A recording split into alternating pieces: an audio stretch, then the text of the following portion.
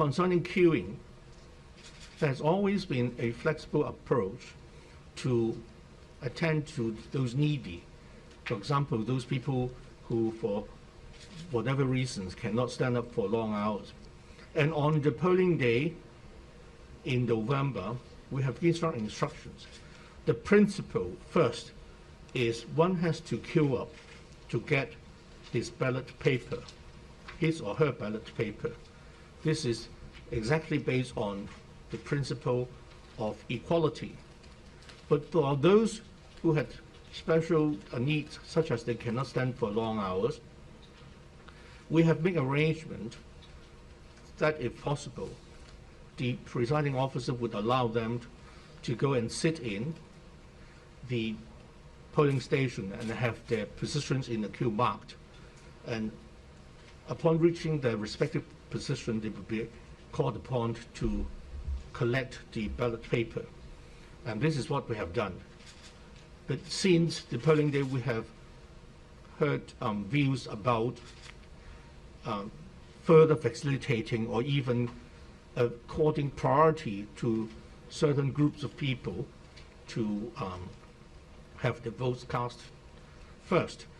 To this, we are consulted in order to receive the views, and as to what's the next step, we have to really look at the views in the consultation and as to whether it's practical to make special arrangement.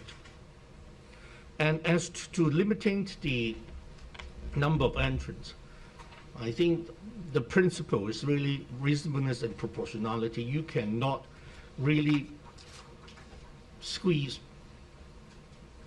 an over number of people into the counting station so that the order in the counting station is not maintained. So I think that there must be a balance between how big is the counting station and how many people will be allowed in to observe the count. In any case, candidates, the counting agents, or the election agents are allowed to fully observe and to stand near the counting table and to participate in the questionable ballot paper determination process.